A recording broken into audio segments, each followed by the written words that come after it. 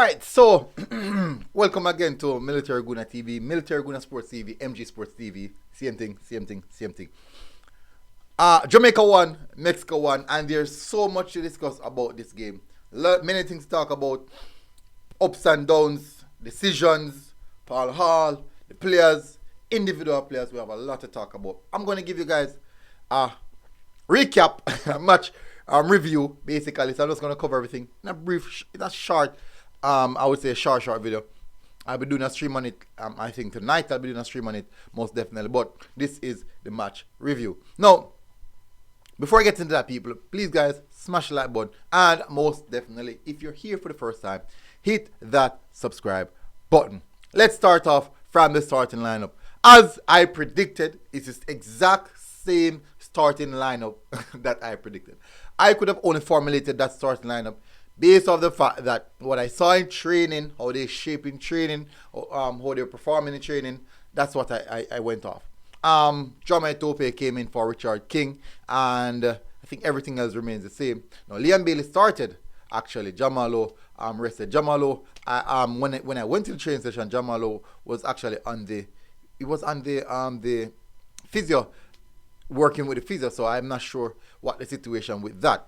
Nonetheless, let's move over from that. That is the starting lineup. Everything else remained the same. Now, game kicks off. Mexico started off quite early, bright. Really good start from the Mexican team, putting us under pressure from early out in the first 3 minutes. On the fourth minute, our first and only break, our first break of the game, bam, the ball ended up in the back of the net. Lovely assist from Shamar Nicholson. Great build-up leading to that goal. Ravel, Shamar, and these guys linking up together. And then, who's in the center of the box? Leon Bailey, the shortest person, I think, out of all four players that was in the box at the time. Leon Bailey, literally a flying header, getting the ball in the back of the net. A tremendous goal. As you can see, let me see if I can bring that back one. Which one is it? Oh, that's a celebration. As you can see, that is the celebration. But let's move on from that. And it was an ups and downs game. Some part of it we had possession. Some part of it the Mexican team had possession. I do think that our midfield needs a lot of work. Lambert was in the CDM position, but I think he didn't perform as well as I would expect him to. He did a lot of tackles, but when we have possession of the ball, we didn't do much good things with the ball when we had the ball. So that is a cause for concern right there. Speedy keep it moving. Quite a few times I saw us on the break, and Speedy opted to go back rather than play the ball through the channels, like taking that risky pass. Maybe he just doesn't want to take that risky pass. Nevertheless, the midfield needs a bit of tightening. A lot of work done by Ravel. He was the presser in that game, the pressing agent in that game.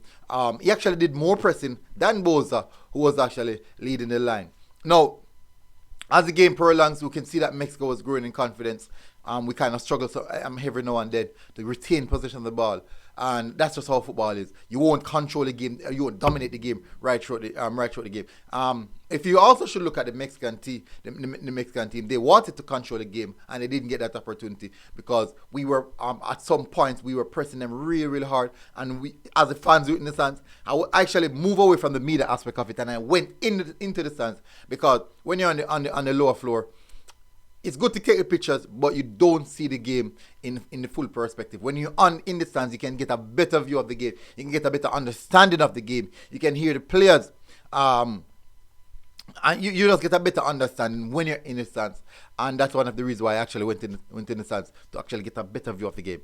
Nonetheless, you could see the team shape. Your team had a shape. We try to be cohesive. We try to press the team when we can. You can see fatigue creeping in the team. That, I think, that has to do with fitness. I don't know why we're not fit. I'm not sure. Some of the players look a bit legged. Boza look a bit tired from about first half. Actually, to me, he looked a bit tired. So when he didn't give us that high intensity press that we wanted. Liam Bailey it was a tremendous performance from Liam Bailey, I believe. In the earlier part, he was slipping quite a few times. He was tumbling on the floor. I think that has to do with footwear. But he grew into the game. Even at the goal, he took control of most of his section of his his quarter of the field. He took control of that, and he was actually playing really well. He got lots of support from Javian Brown. Even though Javian Brown was every now and then a bit erratic, going a bit too rash, but on the defensive aspect, he provided defensive solidity for Leon Bailey to get that amount of freedom. Amar Bell didn't get that level of protection from Junior Flemings. Junior Flemings was mostly effective when he's on the ball. Off the ball, he was actually like a man just trying just ball watching and trying to get where the ball is. So quite so often, many of the fans that were actually closer to Junior Flemings keep on saying Junior Flemings picked up the number 2 because he was free most of the time. And as you can see, the Mexican team, they channel most of their overloads over onto the left hand side. That's where Leon Bailey side is. And I would understand the reason why they would do that. One of the reasons why they would do that is because they want to pin back Leon Bailey.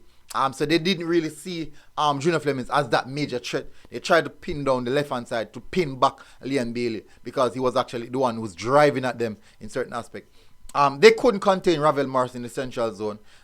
He actually played a very good game as well. But the number 16 for Mexico, I can't remember his name. That guy is tremendous, man. He controlled the midfield. He really controlled the midfield. He's actually, I think he was the central midfielder, the only midfielder for them.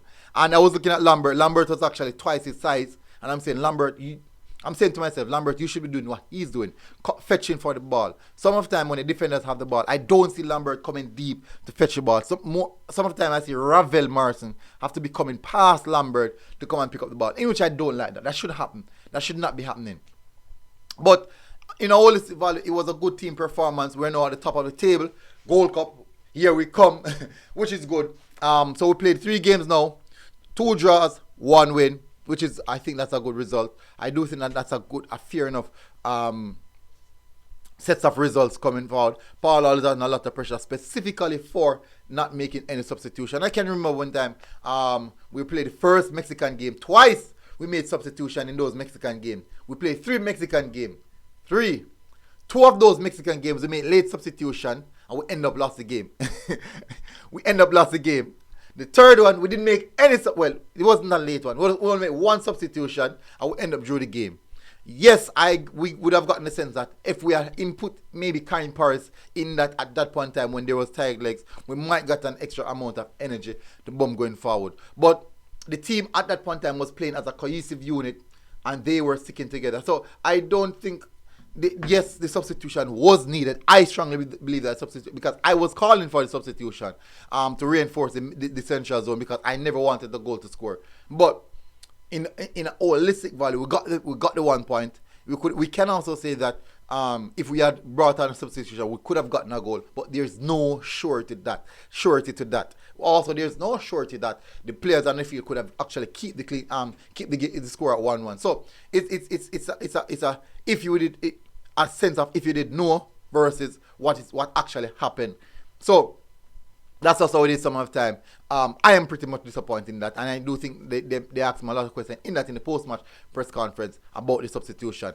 Nonetheless, that's how football is. We can't always program the coach and let the coach do what we want. That's just how football is. All right, so let's get this clear now. When we defeated Suriname, people said, "Hey, calm down. It's just Suriname." Okay, fine. That means we're not supposed to be happy when the Reggae Boyz win a game. Fine. Now we played against the Mexican team and the game drew. You hear what I'm hearing now? It's Mexico Z team. XYZZ. It's Mexico Z team we played against. And I'm like, so what?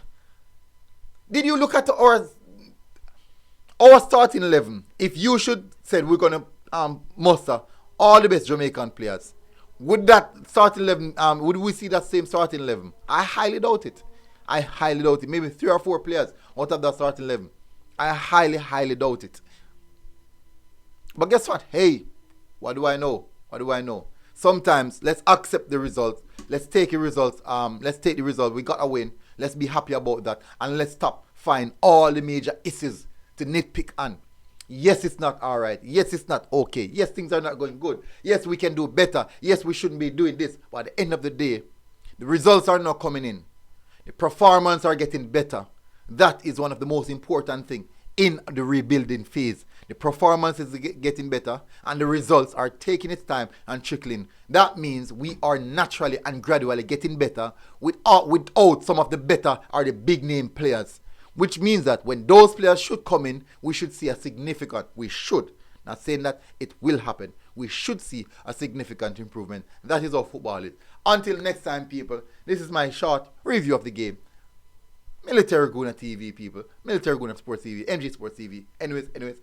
Massive respect. Hit that like button, people, if you like the video. If you didn't, if you disagree with everything I'm going to say, go into the comment section. Let me know. If you disagree, go in the comment section. Let me know. If you agree, tell me what you agree with and tell me what we can do to get better. Massive respect, people. Big up. Good game of football, I think, and I did enjoy that. At least the fans, we had more turnouts this time around. So if Reggae Boyz continually or gradually win some games, we might see more fans. Until next time, people, we're out. Boom.